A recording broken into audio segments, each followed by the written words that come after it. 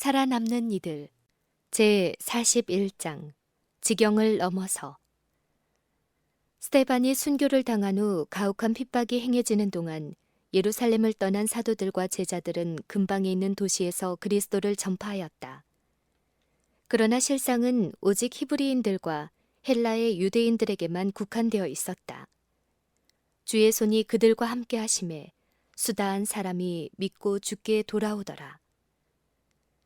예루살렘에 있는 신자들이 이 소식을 듣고 매우 기뻐하였다. 그리하여 착한 사람이요 성령과 믿음이 충만한 바나바를 수리아의 수도 안디옥에 있는 교회를 돕기 위하여 파견하였다. 바나바는 그곳에서 대단한 성공을 거두었다. 사업이 확장되자 바나바는 바울에게 도움을 청하여 함께 일했다. 이 두 사도는 1년 동안 안디옥에서 함께 일하며 사람들을 가르치고 그리스도 교회의 신자를 증가시켰다. 안디옥에는 많은 유대인과 이방인들이 살고 있었다. 그곳의 좋은 지리적 조건 때문에 아름다운 경치와 풍요, 문화가 이곳을 중심으로 극치를 이루고 있어서 이 도시는 안락과 쾌락을 사랑하는 사람들이 모여드는 유원지였다. 이곳은 또한 번창하는 상업지대로 각 나라 사람들이 모여드는 매우 중요한 도시였다. 그래서 이곳은 사치와 죄악이 가득 차 있었다. 마침내 안디옥 거민들의 죄악 때문에 하나님의 진노가 그곳에 임하였다. 제자들이 처음으로 그리스도인이라는 칭호를 얻은 곳도 바로 안디옥이었다. 그리스도인이라고 부른 이유는 제자들이 말할 때나 전도할 때나 그리스도를 주제로 삼았기 때문이었다. 제자들은 그들이 예수와 개인적으로 사귈 때 일어난 사건들에 대하여 항상 자세히 이야기하였다. 그들은 끊임없이 예수의 가르침과 병자를 고치신 이적과 사귀를 내쫓으신 것과 그리고 죽은 사람을 다시 살리신 일에 대하여 이야기하였다. 떨리는 입술과 눈물 어린 눈으로 그들은 그리스도께서 겟셋만의 동산에서 당하신 고민과 배반당하시고 신문과 형벌과 그의 원수들에게 고문과 능욕을 견디신 구주의 인내와 겸손, 그리고 당신을 핍박하는 사람들을 위하여 기도하신 신적인 동정에 대하여 이야기하였다. 그리스도의 부활과 승천, 타락한 인류의 대언자로서 하늘에서 행하시는 중보 사업 등이 제자들이 즐겨하는 대화의 주제였다. 그래서 이방인들이 제자들을 그리스도인이라고 부른 것은 이상한 일이 아니다. 제자들은 그리스도를 전하고 그리스도의 이름으로 하나님께 기도하였다. 사도 바울은 인구가 많은 안디옥이야말로 일하기 좋은 곳임을 깨달았다.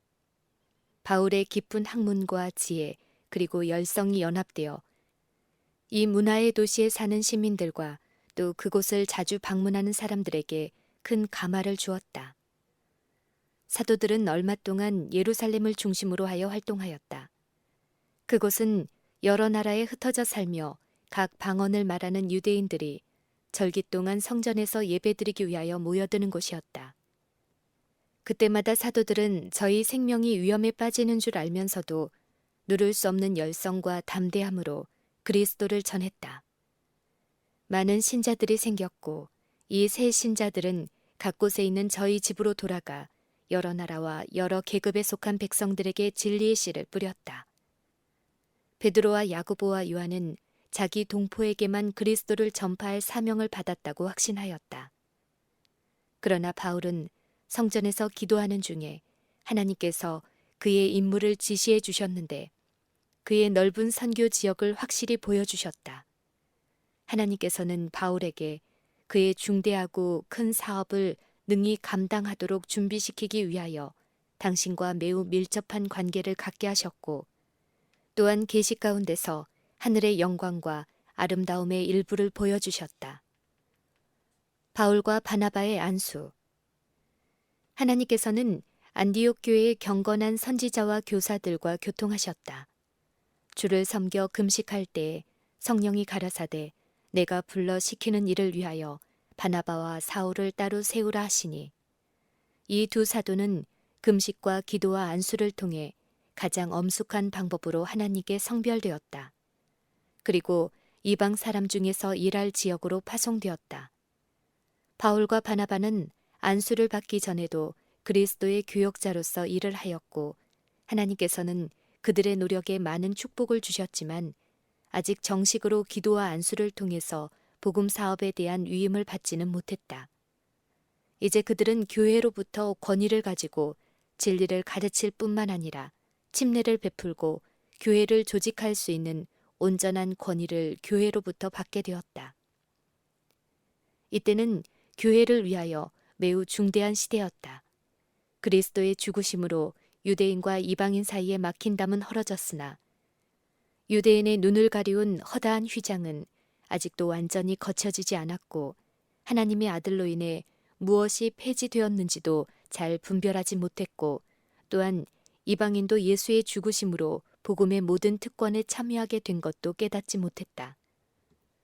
이제부터 복음 사업은 이방인 가운데서 활발하게 진전될 것이며 많은 이방인을 교회로 인도하여 교회는 흥왕하여질 것이다. 사도들은 이처럼 특별한 사명을 수행하는 가운데 의심과 편견 그리고 질투를 받게 될 것이다. 사도들이 유대인만 구원의 대상이라는 사상을 버리자 이에 필연적 결과로서 사도들의 교훈과 견해는 이단이라는 굴레를 벗을 수 없게 될 것이며 또한 열성으로 믿는 많은 유대인들은 사도들의 복음 전도자로서의 신임장에 대해 의문을 제기하게 될 것이다. 하나님은 당신의 종들이 당할 모든 곤란을 미리 아시고 당신의 지혜로운 섭리로서 아무도 당신의 사업에 대하여 도전하지 못하도록 하나님의 조직된 교회로부터 의심할 수 없는 권위를 부여받게 하셨다. 훗날에는 안수가 크게 남용되었다. 손을 얻는 일 그 자체가 무슨 효능이 있는 것처럼 생각하고 또한 안수를 받으면 무슨 능력을 받아서 목사가 해야 할 모든 일을 할 수 있는 자격을 얻은 것이라고 생각하는 것 등 적합치 못한 의미를 안수받는 일에 결부시켰다. 우리는 두 사도에 대한 이야기 가운데서 손을 얻는 것과 그것의 사업에 대한 그것의 관계에 대한 단순한 기록만을 가지고 있을 뿐이다. 바울과 바나바는 이미 하나님께로부터 친히 그들의 사명을 받았으며 안수 예식으로 그들에게 무슨 새로운 은혜나 혹은 실제적 자격이 주어진 것이 아니었다. 안수하는 예식은 단지 하나님의 사업에 교회의 인을 치는 것이요 지정된 직무를 인정하는 예식이다. 최초의 대총회. 유대 지방에서 온 어떤 유대인들이 할례 문제에 대하여 소동을 일으켜서 이방인 신자들을 당황하게 하였다. 그들은 누구든지 할례를 받지 않고 의식의 규례를 온전히 지키지 않으면 구원을 얻을 수 없다고 단정했다. 이 문제는 매우 중대하여 온 교회에 크게 영향을 미치는 사항이었다. 바울과 바나바는 즉시 이 문제를 신속하게 대처했으며 이방인들에게 이 주제를 소개하는 것은 반대하였다. 유대 지역에서 온 유대인 신자들의 의견을 찬성하는 안디옥의 유대인 신자들은 바울과 바나바의 주장을 반대하였다. 이 문제에 대해 많은 토의를 한 결과 교회 안의 의견이 분분하였으므로 더 이상 이 문제에 대해 안디옥 교회에서 토의한다면 교회가 분열될 염려가 있어 마침내 교회는 바울과 바나바와 및 책임을 질 만한 몇 사람을 예루살렘에 보내서 사도와 장로들 앞에 이 문제를 제출하기로 결정하였다. 그들은 예루살렘에서 해마다 맞이하는 절기에 참석하려고 각처에서 모여온 대표자들과 만나기로 하였다. 교회의 책임자들이 이 문제에 대하여 최종적으로 결정할 때까지 이 문제에 관한 논쟁은 그치기로 했다. 또한 이 결정에 대해서는 모든 교회가 다 받아들이기로 하였다. 안디옥 교회에서 간 대표자들은 예루살렘에 도착한 후 여러 교회들이 모인 회중 앞에서 자기들이 복음을 전파하면서 얻은 성공을 말하고 또한 회심한 어떤 바리새인이 이방인 신자들이 구원을 얻으려면 반드시 할례를 받고 모세의 율법을 지켜야 한다고 주장하여 혼란이 생긴 사실을 다 말했다. 유대인들은 하나님께서 지정하신 의식을 행하는 것을 자랑으로 여겼다. 그래서 하나님께서 일단 히브리식 예배 방법을 상세하게 말씀하신 이상 그분께서 그 내용 중 어느 것이라도 변경하도록 허락하시기는 불가능하다고 주장하였다. 그들은 그리스도교가 유대인의 율례와 의식에 연결되어야만 한다고 결정하였다. 그들은 그리스도의 죽으심으로 말미암아 폐지된 의미를 인식하기에 매우 둔하였으며 또한 그들이 드리는 모든 희생 제물은 하나님의 아들의 죽으심을 예표하는 것으로서 그 실체가 되시는 그리스도께서 친히 희생 제물이 되셨으므로 구약 시대에 지정하신 유대인의 의식과 제물을 드리는 제도는 이제 쓸모가 없다는 것을 깨닫지 못하였다. 사도 바울은 자기가 바리새인으로서 유대인의 의식을 엄격하게 지킨 것에 대하여 자부심을 가졌었다. 그러나 그는 다메섹으로 가는 도중에 그리스도께서 그에게 계시를 보여주신 후로는 구주의 사명과 이방인들을 회심시킬 자기의 사명이 분명해졌으며 또한 산 믿음과 죽은 형식주의의 현저한 차이를 분명히 깨달았다. 바울은 여전히 아브라함의 자손 중의 하나라는 것과 그리스도인이 되기 전부터 항상 십계명을 문자와 정신 그대로 충실히 지켜왔다는 것을 주장하였다. 그러나 그는 표상적 의식은 본체이신 그리스도께서 오셔서 이미 그 의미를 다 성취하셨기 때문에 모두 폐지되어야 할 것을 알았다. 복음의 빛은 유대인의 신앙에 새로운 빛을 비춰주었고 고대의 종교의식에 새로운 의미를 부여하였다. 고넬료의 경험의 증거. 회의 앞에 제시된 이 문제는 말할 수 없이 어려운 것처럼 보여 여러 각도에서 검토되었다. 그러나 성령께서는 그리스도 교회의 번영과 심지어 존재 그 자체를 좌우하는 이 문제를 벌써 결정하고 계셨다.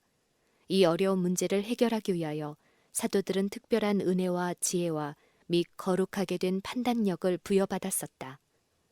베드로는 할례를 받지 않은 이방인에게나 할례를 받은 유대인에게나 성령은 똑같은 능력으로 임하셔서 이 문제는 이미 결정난 것이라고 논증하였다. 베드로는 그가 받은 계시를 자세히 이야기하였다. 하나님께서는 여러 종류의 네 발 가진 짐승이 가득 담긴 큰 보자기를 자기 앞에 보이시고 또한 그것들을 다 잡아먹으라고 명령하셨다고 말했다. 그러나 그는 평소부터 속되고 깨끗지 아니한 것은 도무지 먹지 않았으므로 먹기를 거절하자 하나님께서 말씀하시기를 하나님께서 깨끗하게 하신 것을 네가 속되다 하지 말라고 하셨다고 증언했다. 그는 또 마음을 아시는 하나님이 우리에게와 같이 저희에게도 성령을 주어 증거하시고 믿음으로 저희 마음을 깨끗이 하사 저희나 우리나 분간치 아니하셨느니라. 그런데 지금 너희가 어찌하여 하나님을 시험하여 우리 조상과 우리도 능히 매지 못하던 멍에를 제자들의 목에 두려느냐고 말했다.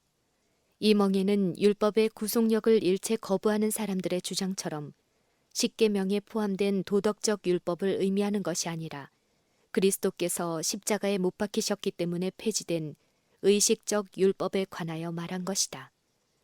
모인 사람들은 베드로의 설교를 듣고 감화를 받고 사도 바울과 바나바가 이방인 가운데서 일하면서 얻은 경험에 대한 이야기를 주의하여 들었다.